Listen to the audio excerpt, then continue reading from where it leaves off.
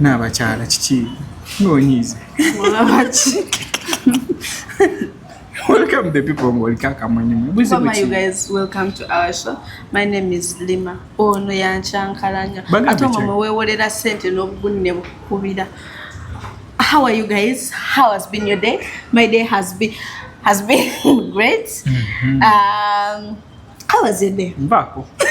Neyogereza ko biki. Maze okunangira kale. Tombuza. It has been nice. We went to shoot some videos. We've been doing some nice stuff. And yeah, I had some meetings. Yeah, it's just been great. Obadi wakantaka training over this week. What's your best meme? So what's your best meme? Oh my lord. You know that kind of thing. Constituency.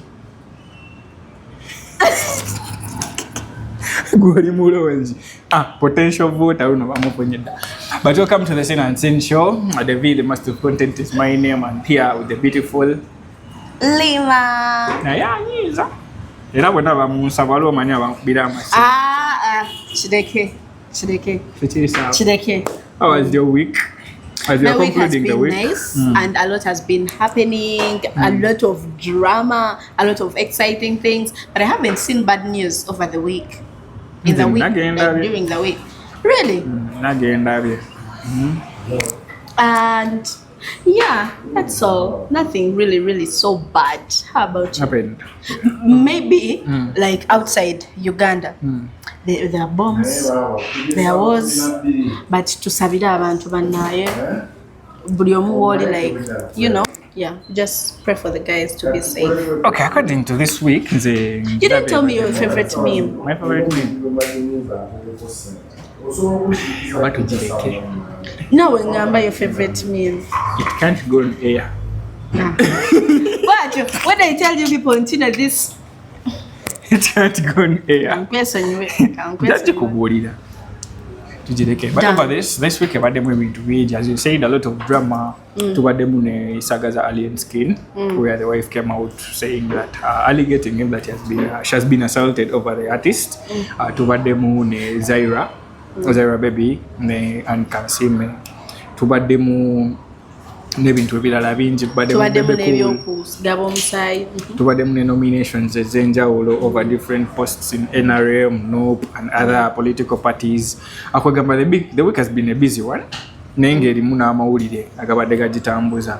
So nze ndaba amawulire gasinze okutoping, and I think it has been nominations, different people have been nominated, and then waliwo nagasinze okuba ennyo ag'amaanyi. I think it is Alien atopinze over the week.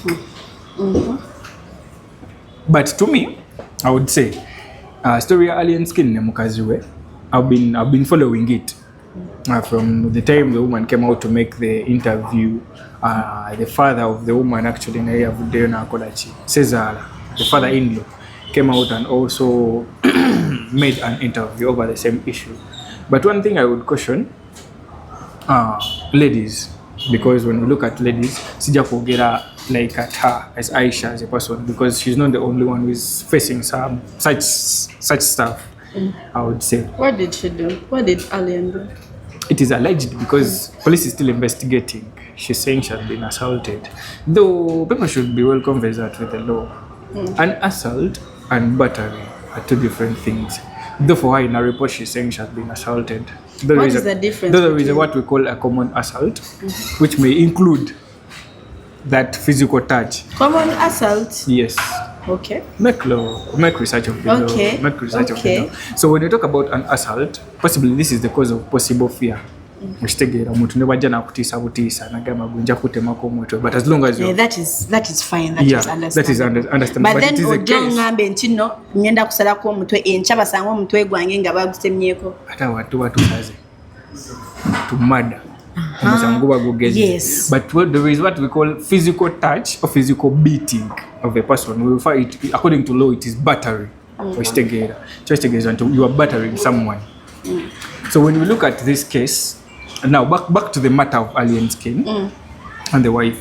One thing I would advise married couples together. There is a lot of things that have been happening in marriages. People are divorcing. To my dear Aisha, being with alien skin or staying for that long, kubanga she has been saying bamukuba bisibisha, and she has just come out to say it. Abakazi gwe bagumira ebintu in those marriages. But why? So kumbulire. Right. Omusajja nako omusajja ndaba ne baba kugezeza mbogeza lubibu. Why do you know? Now let me tell you. This is not just a mere girlfriend and boyfriend kind of thing. These are people that have kids. They have something that is connecting them. So why is Okubera? You know, many women in these communities like go through terrible things, and then they say, kansigale wa rabana bange. You understand? Yes. And they stay never kolachi never gumire ebintu that is happening. But then there is a point it becomes excessive. There is a time it becomes severe, and which becomes something that is not nice. I don't think there is a time where it will be normal. Like someone beating you being normal. No, let me tell you. It can be like omusajja buli bwatamira ankuba. Bwaba tatamidde tankuba. He's a normal guy. Yes. Kati oyo omukyala ayinza okugamba nti no kangume lwakubanga what? Tankubanga tatamidde ankubanga atamidde. That means kangezeeko okulaba nga when he's having alcohol on his head muvira simubeera kumpi. But this thing that Aisha reported, the thing she came out on the internet to say, this is assault. Ogenze, no, it is. I think she misplaced the words. Ogambia, the other word is battery. I think she meant somebody battery. Physically beats you. Yes, I think she meant battery instead of assault. And many critics have come out saying, "Buno, it wasn't necessary for her to come out on the internet to say that." But let me ask you one thing: do you have a sister? I do. Would you feel good when when her boyfriend is treating her like that? I wouldn't. Actually, I wouldn't even love it for any other woman. Not leave my sisters. Exactly. So do you support what Alien did? I won't say. I won't support what we call domestic violence. I will not support assault, and I don't support battery or stegera in marriage. At whatever point it is, or stegera. But I would say at some point, people should be cautious. As you have asked me a question, would I love? Or like people have criticized it, why did she come over to the internet and stuff like that? One thing I would say, the internet at times, things end in the comment section. I want you to believe me. Believe it or doubt it. Yes, some things end in the comment section. But some people get justice. True. And there are many people that have come out on social media and they have gotten justice. Katino katika nkubulire kino ekintu. Let me show you the direction. Watching Ambanti, the best way to handle this. Okay, she made a police report, but there are better organizations that can help her. But they didn't come out for her. They did because she didn't approach to them. Because she came to the media. This is the point where we say, the times waliwo ebintu by'ojja okuleeta mu media bakuyambe. Waliwo ebintu by'otagenda oleeta mu media babirekawo. But for the issue of Aisha, nze kyemusaba kiri ekintu kimu. As a woman, she's a mother. She has gone to police. I think she should get advocates or lawyers. But one thing that I think that is a second approach of after this social media thing, after her going to the police station. This is something the second, could be a second thought or something. But listen, do you know until Ogambi Mbuno, it wasn't so nice for her to come out on social media, right? Social media, yes. Do you know until treating first of all, Alien is a socialite. Okay. Exactly. Yeah. Yes, he's a media personality.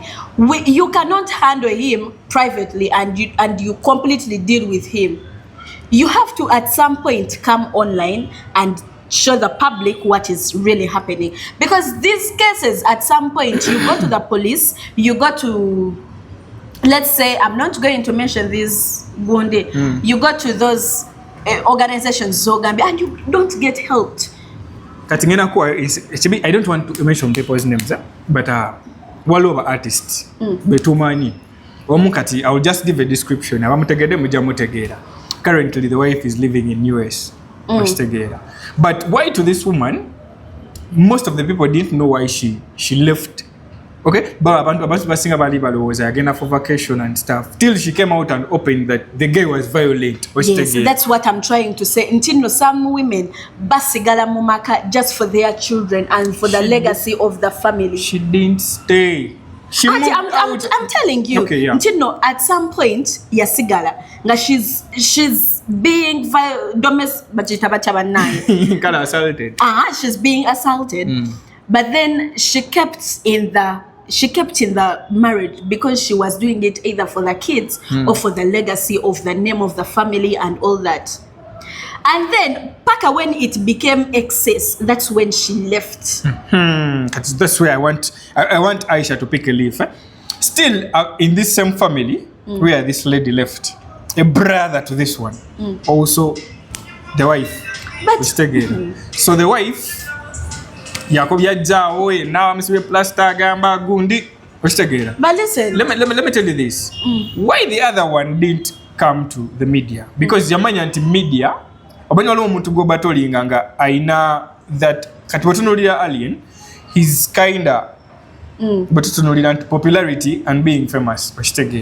And Aisha, most people have just seen Aisha right now. Exactly what I'm saying. Until no ori mukazi we.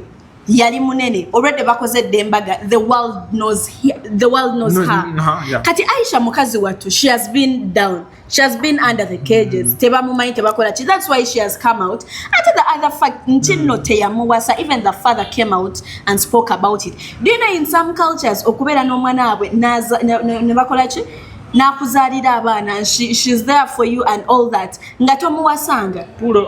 When you got over, when she gets a problem, Tugeze Aisha was among of those tribes, the northerners. Ochimanyi ntino basobola okumu salako not that sikumu salako basobola okumu tambuza on the knees.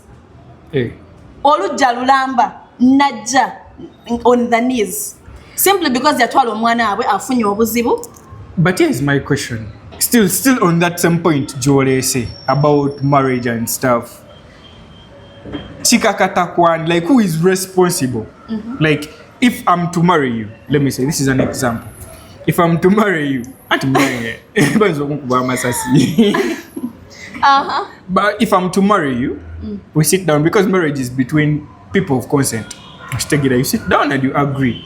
As long as you are 18 years and above, the constitution allows you to get married. So if we sit down and we agree that Gundi, me and you, we are going to start up a family. This and this, this and that. Together. I don't think it is my responsibility to go further to look for your family. I'm communicating. You'll get to know my point. No, you are not. Okay. I want you to get to my point. Me, as a man, this is nature. I'm just saying, I'm saying again, I put a pressure. I want to go to your home. I want to go to your home. Naturally, it's the women who tell these men that my parents want to be. That's why we say, oh, Kwanjula. It's the woman taking the man to the family. You wanted the woman to eat. Me, I love you. I don't love your family. Why are you telling me? No. When we go for introduction, period. No, Pulo. If we go for introductions, no. If we go to Nedda, they got to criticizing about Saja and stuff.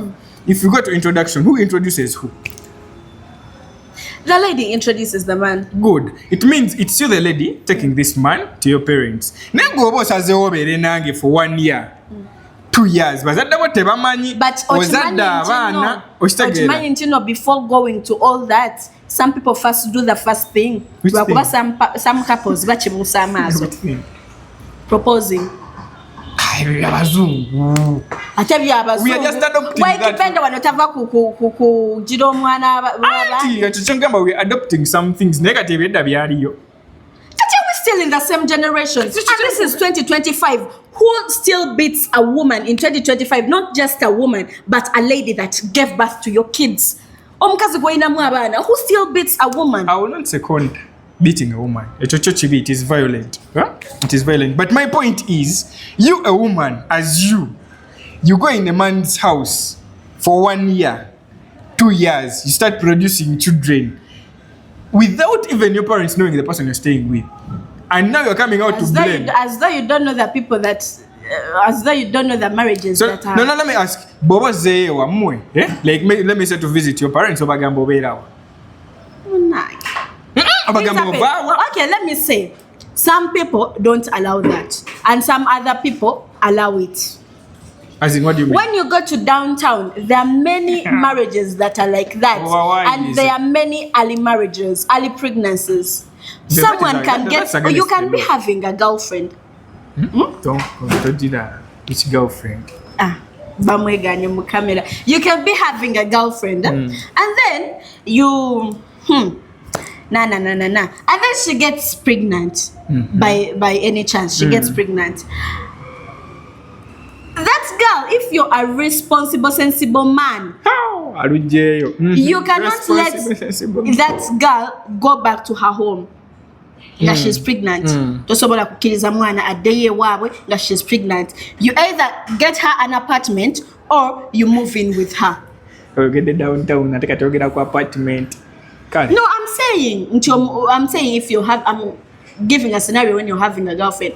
So these are the things that happen in downtown. But since the man doesn't have the capability of giving you an apartment, he moves in with you. Mukazigo kamwe, muri omo, muzaliddemu abaana. Talina sente zikutwala kwanjula, talina sente zikola ki? Olusi ne it's not all about being introduced. Yeah, I look at some people and I'm like, It's not that you have to first make a wedding or to make an introduction. Or musajje wa mumanya.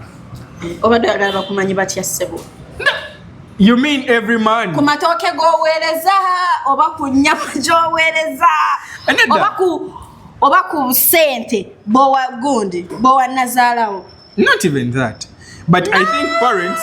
That's not... Respectfully, you have to get your girlfriend or your woman from their home. Chabala bachabakuba nnyo, chaba mchali wa single mothers, chaba mchabona. Bagenda kubeera ba single mother naye they are not with men that don't know how to treat women and men that are still boys but they still put themselves in a bracket of men. I'm telling you this. Women that have standards are not beaten. They are not married. Yes, because they are not ready to submit to such BS. That's why they are not married. And they are not... there is some lady that I see. I love her so much. Like who is that? I love her so much. Who? More get it? Oh, she went abroad and gave birth and she came back. We're not talking about her in a bad way. We are talking about her as an example. Okay. Me, I like her because ono ye mchala ali, like, she does not submit to BS of Uganda. Not even, okay, some Ugandan men, because some men are nice, like Waikibenda ya kubyo mchala we like you, like yo. He's not nice. Topika. Boss. He's nice. Boss, he's nice. Kale. He's nice. Kale. Byembadde ngenda okwogera kati mubyogere naye. So by the end of the day, as kanchogere kino, because nalabe ku interview tata of the father of the lady of Aisha coming out and claiming that they stole her daughter, which is okay, because in Uganda we have a law. If someone is missing for over 24 hours, you go to police and report. So if someone has been missing for 3 years and you're coming after 3 years to say someone was stolen and someone was missing, I think it's just stolen zenyamba yakirese bulese because there is an assault. Agamanti akuba omwana wete yamusasula na musasula beneyedwe. It gives me a question. Singa ya musasula singa ya musasula singa kilizibwa mukuba. But that's also another still, thing. It is not. Because some men use that in that bracket na kusasule wamwe nateka ebintu byange. Naye gwe okimanyi nti some people are just ignorant about different things. Yeah, very ignorant. Do you know nti rape can even happen in a marriage? Do you know? Yeah, I'm very sensible on women. Sensitive. I'm very sensitive on women. Because listen, the way you carry yourself is the way that man is going to carry you. Some men, they rape women. women beba kolachi beba wasa simply because saying you know some women rape men. Yes, some women rape men. To very no, but it is something that happens. Though cheating on musajja vayo nagamba mukazi ankuba. Society will laugh. But abakazajja bali abakuba. Chitufu. Kale we go back. Today we are going back to Kuvumilia domestic violence. But at the end of the day, dear women, when you're getting into, I think some people are dating people because of money, material stuff, or no. People enter into marriages because of different reasons. Survival, material, materiality, guy, you know Jalia World of TikTok, right? Yeah.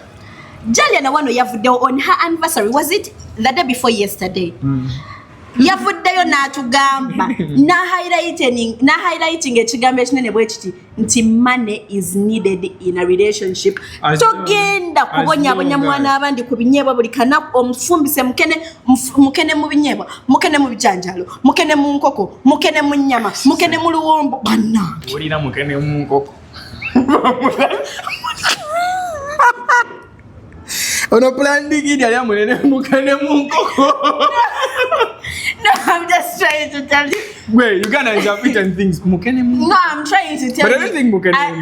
There are some people. Ngabo Gambia, you know, some people date for survival. That's why I'm telling you. Ntino, kati wafete bango byeyo. Nzize wa ewuwo ongamba mbusimanyanga lero tewali kyakulya. Nkugambye ko nti wafete li kyakulya. Naye wamu. I will never submit to such things in a marriage era ya Atlanta, sir. So Mr. Yonajori toleta mukene. I do not submit. It's a such. There are some people that eat silverfish. Which is okay. It is and it is okay, but okukulya buli lunaku gwecho chimanyi. Leta abantu bali bijanjalo wano everyday portion beans. That was at school. But again in a family. TV. Nga musajja ategeera. Omwana let me ask you something. Muzadde omwana ali akawunga n'ebyanjalo ku ssomero for lunch, akomeyo waka abidye for supper, abikerereko ku macha ku mawolo, agenda ku ssomero bamutegekereyo mukene mu nkoko. That is a new dish I need to test in. But at the end of the day, one thing, before marriage, many of those steps is to work. There is what we call dating. In dating, we treat a courtship. This is the period before you get married to someone. But I think in this period of courtship, it is the period people have to understand each other. Give yourselves time or manyent or nechino chimunyiza or omuntu ali violent tabula. Oyisobola kubeera ne boyfriend wo nene you can abusive boyfriend. Oyisobola otegerera no manya that in the time to come this is an abusive man. This is an abusive man. But people don't give time to this period. As long as, hey, hi, how are you? Give me your number. Sure. Next day, can you move in? Those are people that date for survival. So we shall have many people or victims of the same because of that. So let's, what I would advise Aisha, first of all, let me first advise Aisha. Yengo muntu, let her seek legal knowledge. Because she can go to the courts of law. Because she was like, and these kids are young. There is a certain age under the mom, under the dad. So I think when they seek, there is what we call separate custody in law, where they will be allowing that the dad will be with these kids for these days and the mom will be with these kids for these days. But it will also depend. According to law, it depends. Is the mother able to sustain these kids? No, that's according to you, but I'm coding according to the line of law. The law will look at you and be like, not full custody. Bateranga bogambe kyogamba tosobola kunyawoba omukyala ng'otetenkanya tosobola kufunayo mitwalo nga 10 oba mitwalo 5 no stalkinga akawunga n'ebijanjalo oba omukyala n'ebijanjalo every time your kids come to see you nga at least bali ekyo wogumidde bakukube in that image you are Women out there, you need to work. Go work. You need to work because these men, you be like a monkey. You be looking like what? The way it can be very white. The way you're attacking your gender. No, I'm saying men. The way men can see you you're not working. And how do women see men?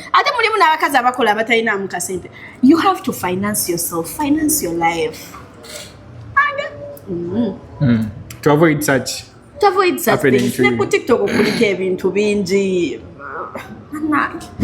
Me, I've seen some women on TikTok until by the way. Did you see the can't your call get in I forget some things. Did you see the thing of Ankansime? And the way she do you know Zaira Baby for TikTok? No man. Yes. She does her collabs and all that. Ankansime ngali ku interview munaye ngarashite bamubuza. Ntino, do you know Zaira Baby? And she's like, no, I don't know her. Which is okay. I've never heard of her. Which is very okay. Yes, it is okay. It is okay munaye. But really, no.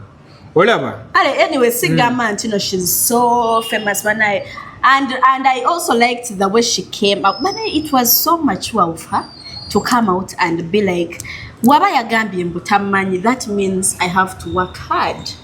I tell this girl, Bambi, there is a way she always comes out in a way, she thinks out of the box, or she just, anyways, I'm not. No, now the issue of Zaira Baby, Zaira Baby abadde internet. She's one of the biggest influencers in Zevemanyi when it comes to branding and stuff. Anne can see me saying that Tamumanyi, I would say this is a statement. I would say abantu abasinga bakikozesa nnyo. When you look at people in the limelight, bambuza gondi omumanyi I'll be like, yeah, ni simumanyi badde amumanyi wekitegeera. At times kubanga I would say Kuzalawa, I would say. But at the same point, sijja gamba nti Anne Kansime yali azalawa ki Zaira Baby. When you look at the people, waliwo abantu kati Anne Kansime bajja kugamba nti oyo mumanyi according to the numbers ze bayina over the efforts they have made. Yes, Zaira Baby abaddewo aina wakubye aina level jaliko okitegeera. But yeah, I think Zaira took this message. She understood the concept of her message. Teachi to tenti oba is trying to under kubanga butunulira ate Anne Kansime level ndala nnyo. Ate bolaba some people on the internet there. Omulumbako katono omugambako katono nga kugambya ebigambo ebiyitirivu biti. But I like the way she was so mature. She first understood that omuntu gwenjogera like Anne Kansime gwendi naye is not of my line. He's not of my even level. Of different generations. Live alone. By the way, Anne Kansime generations. By the way. No, for her she made her name through television. She made her name through comedy, concerts, and social all that. Media. Yeah, Zaira is of this generation. She's a Generation X, Z. She's a Gen Z. She's a TikTok generation creative. Yes. So, okubanga tebali in the same generations, it's okay. It's one. Yes, it's okay, and two. That's why they do different things. She does her things on phones, bichi. Social media, this one. Zaira about the new scandals where she has been pulled. People be like, this her, original. And TikTok right now, drama, TikTok drama. And I think right now, she knows how to handle. Ekintu ekiba kyakakutuukako, people get emotions, people get distressed. Maybe distressed. Yeah, distressed. People go into depression. Pardon me. People go into depression. But at the end of the day, bwetunuulira Zaira, ebintu byabaddemu over. Kuba abaddewo simanyi green family, blue family, those battles. Zaira composing n'amanya nti kati for me I have to be in this line. Nina category gye nina okuddamu. They just talina kuddamu. Once you learn that on social media, obulamu bwa bujja kutambulira. But if you think that everyone who gives an opinion you have to give back, you are going to end up fighting. Yes. Kati ye yategedde nti this person who is telling me is giving me another version of me. Yes, kuba amumanyi. I'll be honest, amumanyi. Because when I look at Anne Kansime, bamu nyonyola, who is Zaira? This is the young lady. yali ambassador wa certain company ne muwala wa principal. Then she was like, oh yo, and then she was like, mumanyi ositegeera. But wano mukutandika yalaga nti takoze alabika erinnya yali talimanyi nga kafeesa akamanyi, of which tetujja munenya kuba naye muntu. But for the thing is Zaira nengeri gyatakinzemu kino ekintu, she tackled it in a very, very mature way, which is a credit to her, I will give. And also Ankansime ogamba okuvaayo and namuwa that compliment that I don't know. I think it was also another step. Amanyi tetulaba opportunities ebintu ebibi tufe tetubirabamu birungi. So very many people were like, agamba tantamumanyi anatamanyi Zaira, but Zaira condensed once. Navaayo, which other people should pick a leaf on. Composure is key. I think people should pick a leaf. When somebody makes a comment, ni nano muimbi why write simwogera like a music ne Biswanka, they were at a certain radio station. But was like a music, do you know Biswanka? I'll be like Siani. And it became a battle over that. Atono bichi and which was not a point to prove. Not proving a nyomuntu rush to money because it's not rush over to money. It's not a crime not to know you. Kubanga buli omu alina ebintu bya followinga n'abantu ba followinga nze nyinza okuba sikufollowinga nga sikumanyi. I'm following, but I come on your FYP. Tuyina n'abantu. You know me. I know one TikToker following omuntu omu. Katujja mubuuza abantu abamu nga gamba nze sibamanyi. Abalaba but naye nga tabamanyi. And then there is a way TikTok portrays life, and there is life in real life. Real stuff. But Zaira has different stuff. Zaira is living a real life. Her real life is not faking the life like some people. For real, Zaira what? But like which people fake life? Number one. Chaliba. Ngenda basangeyo mukafunda ate nga balina okunjo kyate bagaye mwana walabisa. Ayibo gwe nawulidde mbuno bagamba mbuyo gundi mbu mugagga mbu ya faking a life. Mbu si mugagga. Mwogere. Ko mugagga waffe akyasinze waneeno.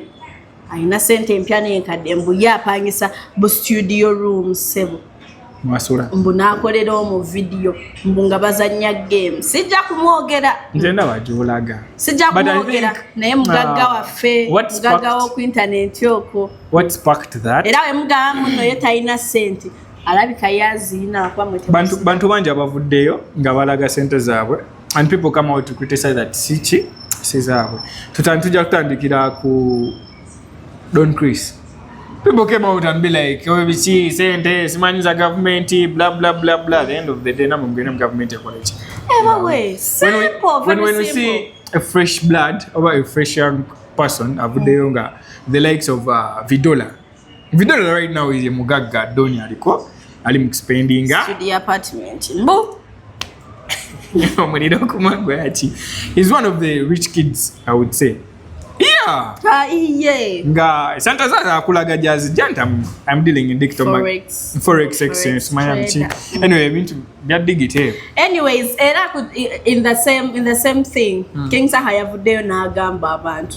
Nchino like these youths abafunyemu kasente. Stay humble. Ebintu by'okuvaayo mbuno olaze emmotoka empya, olaze ennyumba empya, olaze essaawa empya. Mbu they are not nice. Mbu you just do them for likes, but they are not nice. Mbu you keep a lucky life. Mbu nobeera ng'oli awo mbu nga tolina kyokola. Olinga atali musanyufu na. Me, I get money and I have a private life. No. King Saha temwamutegedde. Olaba what King Saha was trying to tell the youths. Bufuna mukoka sente. I will go on those trips. I will be on the yacht and I will post. Posting is okay. Yes. Posting is okay. But not calling people to be over you. Social media, I'm bringing the point of King Saha. King Saha, I will tell you. What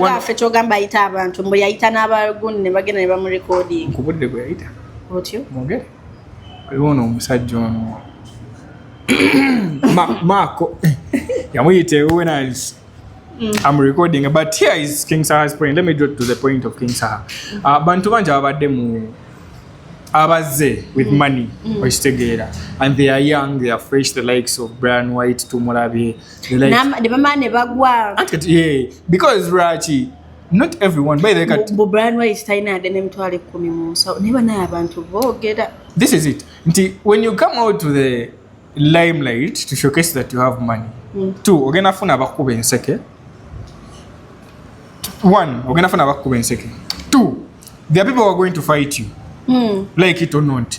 Kwa waliwo abantu abagenda ogamba ono guys mu space yaffe ayagala tujjako numbers. Ayagala tubagambe mbuye mugagga aliko ffe tetukyaliko. People will attack you in one way or the other. So what his advice was, bw'okwata mukoka senteko tagana kulya sente zo, tagana showcasing, tagana genda for trips. Go to your trips. Yenga abeera ku trips ne gundi n'omuyimbi we gwa promotinga. Ni mwogere Winnie wa mami babeera ba promotinga music nga bali ku yacht. Good. Promoting music, not showcasing money and riches.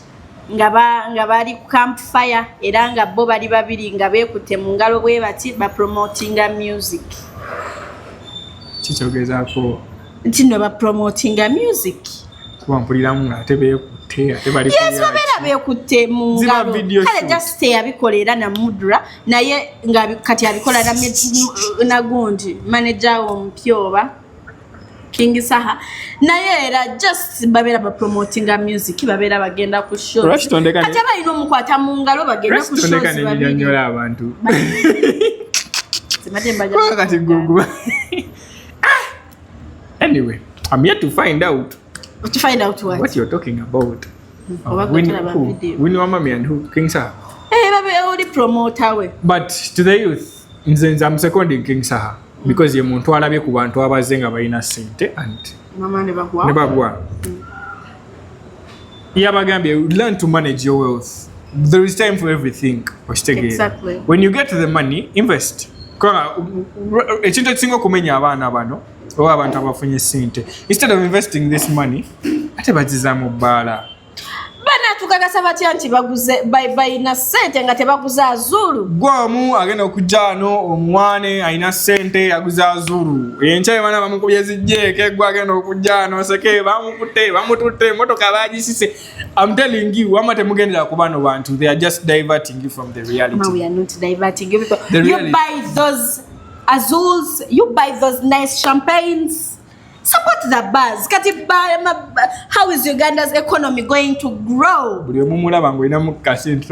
How is Uganda's economy going to grow when they don't support bars? Let it grow, but don't over show extravagance. Money, sente mugenyi. Zijja nawe kale zikukyalide. Zijja nawe zikukyalide sente mugenyi. Kubula okingirawo. Mwenzi kwatirako bwenti. N'emikwano ne tufuna mipya. Gawe kange ize nkuga. Kwanza advice zoli mukumpa. Wibaya azulu. Tusinga David tugule ekibanja ngatu wiba. Oli mu blocking. Baba gamba, stop thinking about a bag of cement in every money. As long as the money cannot be able to buy the bag of cement, I will eat it. But if it can, if it can buy the bag of cement, let me buy the bag of cement.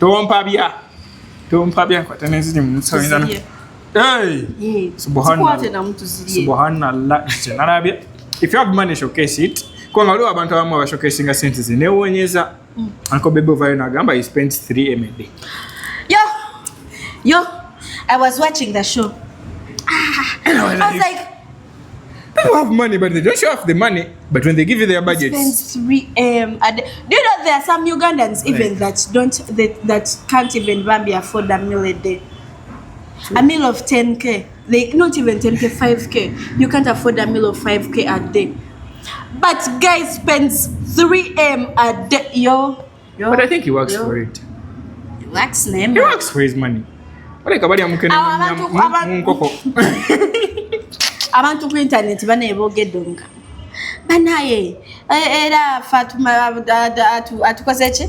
Tatubaze mu magezi. Ogamota you spend 3 M a day. But yet Uganda agambye yatulaze details alina amamotoka agajja abana ku masomero amamotoka ga business bonna yaba financing amafuta bayina okulya bayina okunywa olusi muwala wa mukubide kayina eso 3am ngate it was just on a normal day ngate muli ba mukubide daddy there is this dress that I want ngate muli badanyira aboluseke babu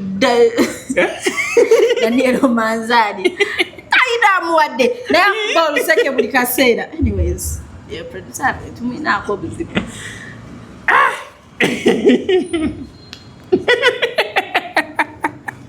producer Manzari akola ati ndeka alikuba paka kumusuwa alikufumita mwati wako musajja but I think people are actually lwakwasagala kwogera nnyo bantu bangi but people have weird budgets of money zebatavaayo abagaga abasinga ojasanga olinga gamawo I spend 5M and be like what kijja kityo kitegeera go spending a chakumi n'owulira ng'ofa chakumi mutwalo mungi otyo fite etanezo mwana etanezo bwolyako ebbiri no saving